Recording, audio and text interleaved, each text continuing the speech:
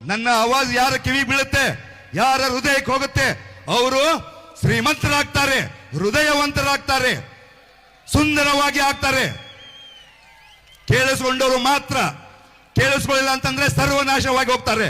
ನಮ್ಮ ಹತ್ರ 15,000 ಬಂದೂಕಿದಾವೆ, ದೊಡ್ಡ ಸಾಮ್ರಾಜ್ಯ ಕಟ್ಟಿದ್ದೇನೆ. ನಮಸ್ಕಾರ ವೀಕ್ಷಕರೇ, PTV ನ್ಯೂಸ್ಗೆ ಸ್ವಾಗತ. ಬೆಳಗಾವಿಯಲ್ಲಿ ಭಾರಿ ಸಂಚಲನ ಮೂಡಿಸಿರುವ 4,500 ಕೋಟಿ ರೂಪಾಯಿ ವಂಚನೆ ಪ್ರಕರಣ ಇದೀಗ ರಾಜ್ಯ ಮಟ್ಟದಲ್ಲಿ ಗಂಭೀರ ತಿರುವು ಪಡೆದುಕೊಂಡಿದೆ.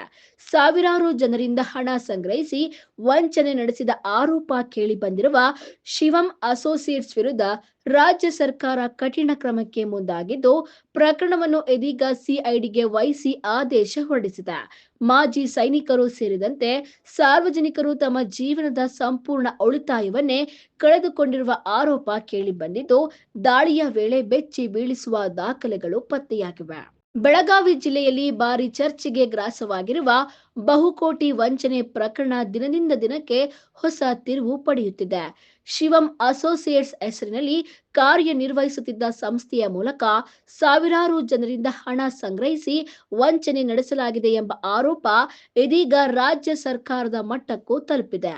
ಪ್ರಕರಣದ ಪ್ರಮುಖ ಆರೋಪಿ ಶಿವಾನಂದ್ ನಿಲಳವರ್ ಬಂಧನದ ಬೆನ್ನಲ್ಲೇ ರಾಜ್ಯ ಸರ್ಕಾರ ಪ್ರಕರಣವನ್ನು ಸಿಐಡಿ ತನಿಖೆಗೆ ವಹಿಸಿ ಆದೇಶಿಸಿದೆ.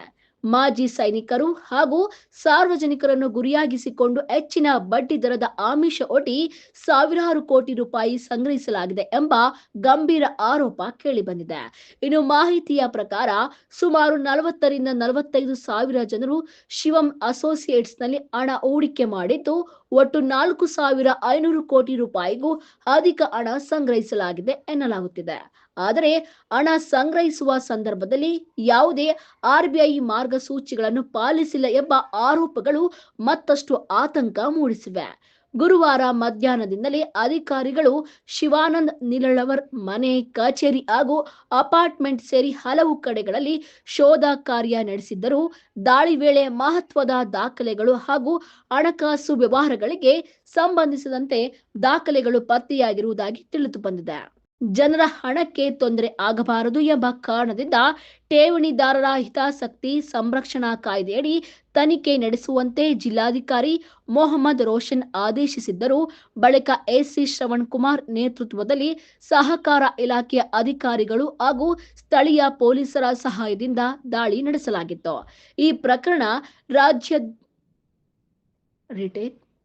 ಈ ಪ್ರಕರಣ ರಾಜ್ಯಾದ್ಯಂತ ಭಾರಿ ಚರ್ಚೆಗೆ ಗ್ರಾಸವಾಗಿದ್ದು, ಸಾವಿರಾರು ಹೂಡಿಕೆದಾರರು ತಮ್ಮ ಹಣ ಮರಳಿ ಸಿಗುತ್ತದೆಯೇ ಎಂಬ ಆತಂಕದಲ್ಲಿ ದಿನ ಕಳೆಯುತ್ತಿದ್ದಾರೆ.